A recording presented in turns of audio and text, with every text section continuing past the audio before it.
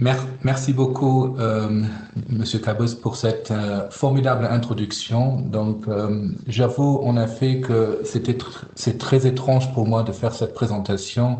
Euh, Gilles l'a déjà dit, j'adore interagir avec le public.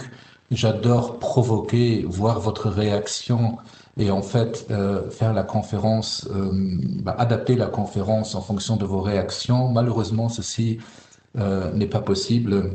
Donc, j'ai hâte quand même de vous tous revoir lors d'une prochaine conférence, alors peut-être sur les nouveautés au sein de la Chambre des métiers, une fois que c'est à nouveau possible. Euh, je me disais, oui, on va terminer à 18h30 si Gilles va enfin arrêter cette introduction. Donc, mais c'était une introduction formidable. Merci aussi pour toute la préparation dans laquelle la Chambre des métiers a été très utile et en quelque sorte aussi la formation WebEx à laquelle j'ai eu droit euh, pour faire cette formation. Donc, euh, pour commencer, Gilles, vous avez déjà dit qu'on commence avec quelques préliminaires. Euh, on vous rappelle quelques règles en matière de sécurité et santé au travail. Donc, on a d'un côté une obligation de la part de l'employeur de mettre tout en œuvre pour prévenir les risques. Donc ici, la loi, le Code du travail n'a pas été changé du simple fait de Covid, mais on applique tout simplement les règles que vous connaissez. Par exemple, avec les équipements de protection, vous devez faire en sorte que les salariés sont protégés à leur lieu de travail en leur en leur donnant les équipements de protection nécessaires. Bah, ici, c'est pareil. Vous avez l'obligation de garantir la santé et la sécurité des salariés au poste de travail, en l'espèce que ce soit avec des masques, avec des gels, avec des panneaux de protection, avec des panneaux, des affiches d'information. Vous avez donc cette obligation. D'un autre côté, il y a également une obligation du côté du salarié pour tout mettre en œuvre pour protéger soi-même ou pour protéger les tiers. Donc, on a entre-temps fait de nombreux licenciements, que ce soit pour faute grave, que ce soit avec préavis.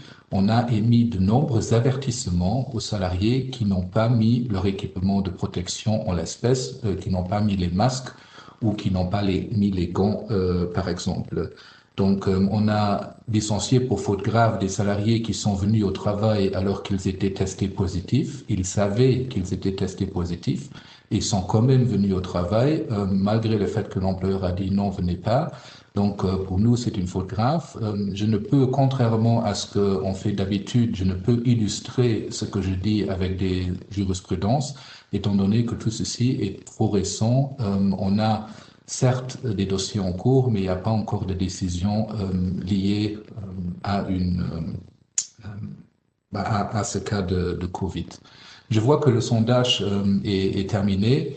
Donc, pour la question, avez-vous beaucoup de salariés? La grande majorité a répondu par la positive. Donc, 29 participants sur 54, donc plus que la moitié a répondu que moins de 20% ont quand même été affectés par une maladie liée au Covid.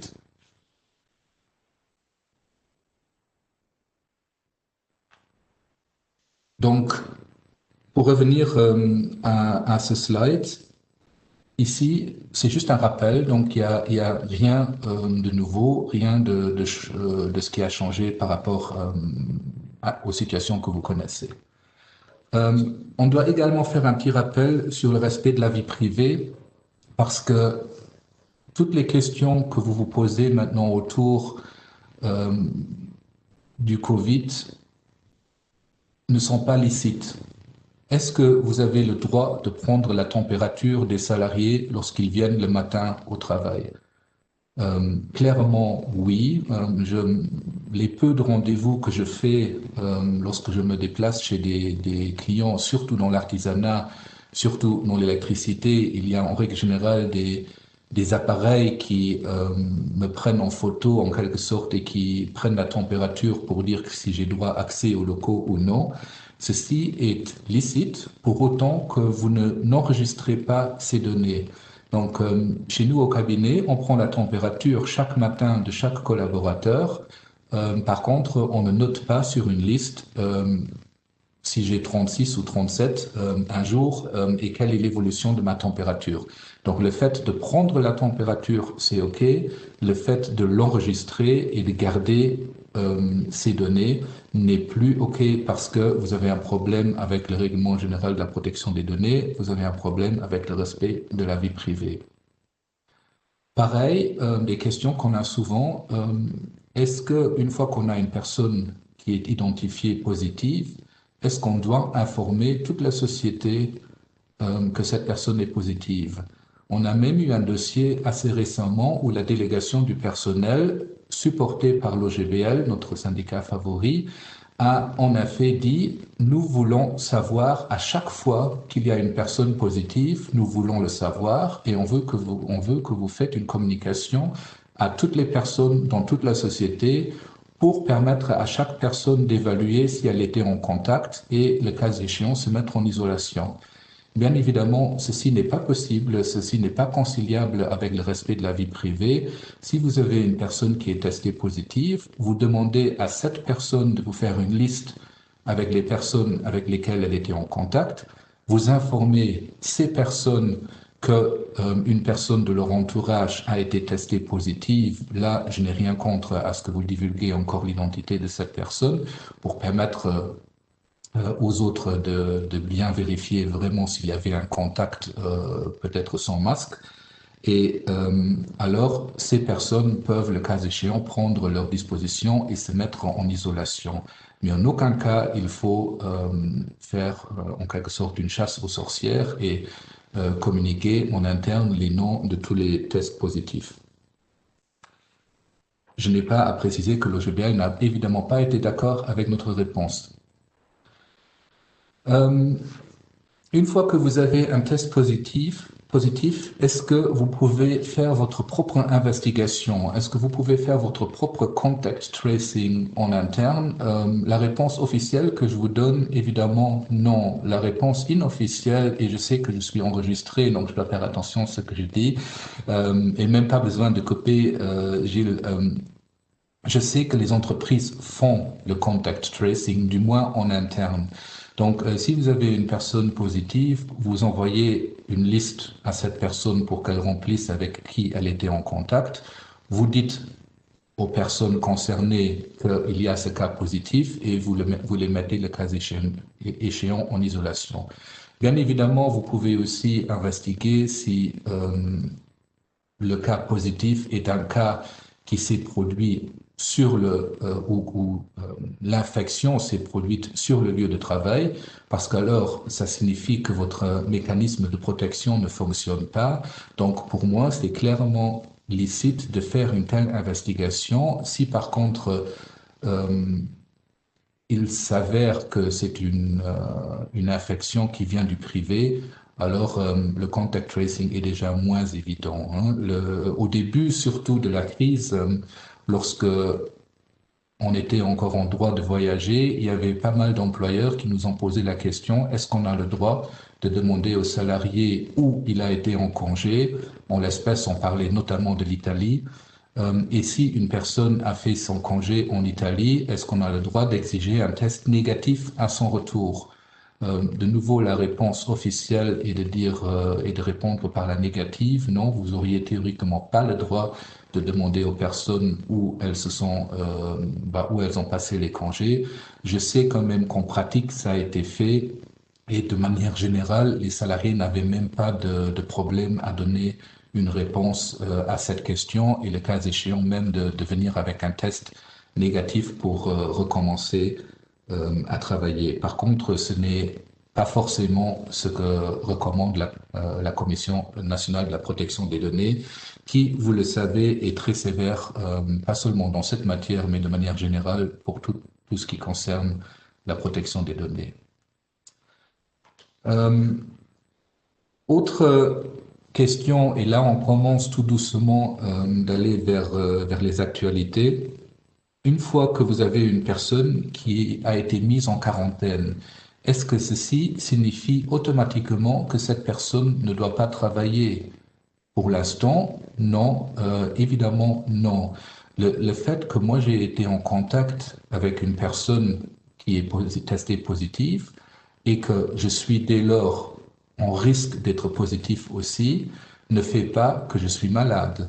Je dois me mettre en isolement et je peux, surtout dans mon métier, probablement un peu plus difficile dans votre métier, surtout si je travaille sur le chantier et si je ne suis pas dans l'administratif, mais dans mon métier, je peux travailler à la maison, donc je ne suis pas automatiquement en absence maladie. Si par contre j'estime que je ne peux pas travailler à partir de la maison, alors je dois demander un certificat d'incapacité de travail et je dois le communiquer à mon employeur en principe dans les 3 jours. Donc le premier jour, je dois vous informer que je suis malade. Le troisième jour, je dois soumettre le certificat médical. Donc ça, c'est la situation actuelle. Par contre, si je dis actuelle, ça risque de ne plus être le cas demain matin.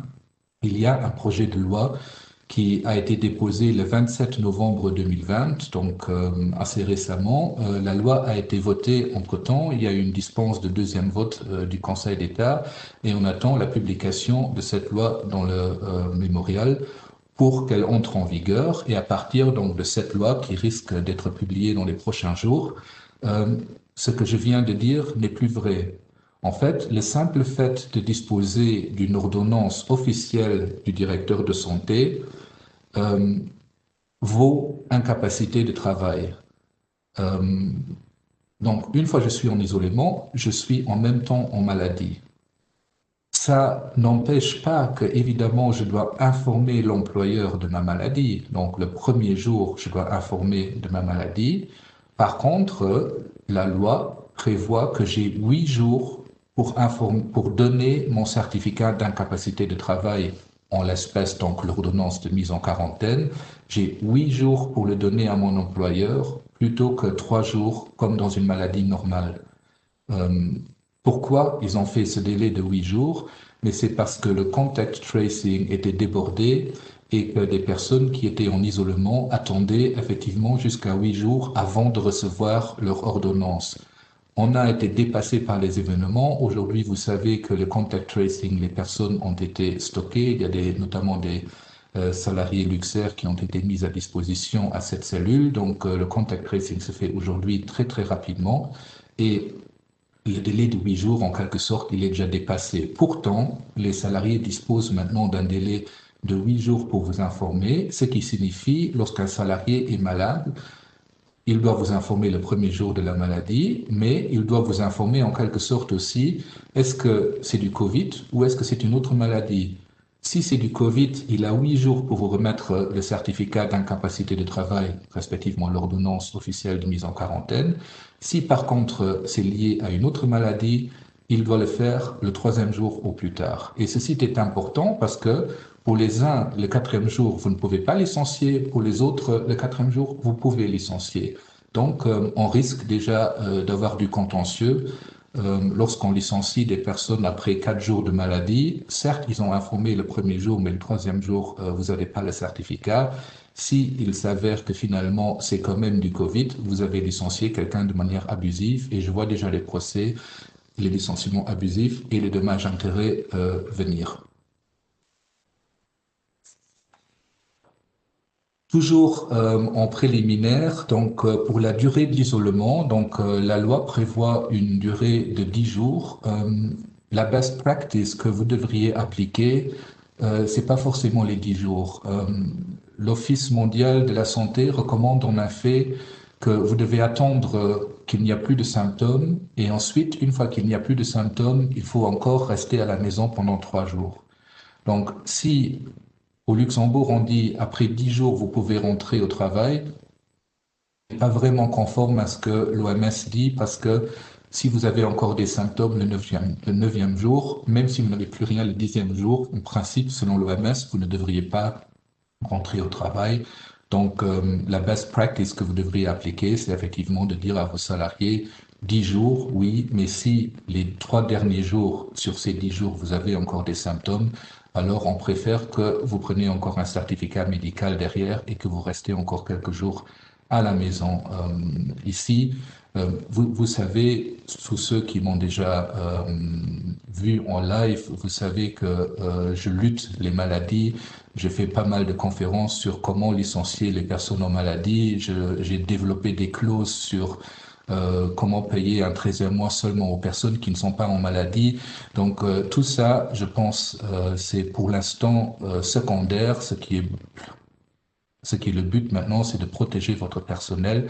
Et j'ai jamais cru le dire une fois devant du public, mais peut-être il est mieux d'avoir quelqu'un en maladie une fois pour rien, plutôt que d'avoir quelqu'un qui vient au travail et qui est positif et qui vous infecte la moitié de votre société.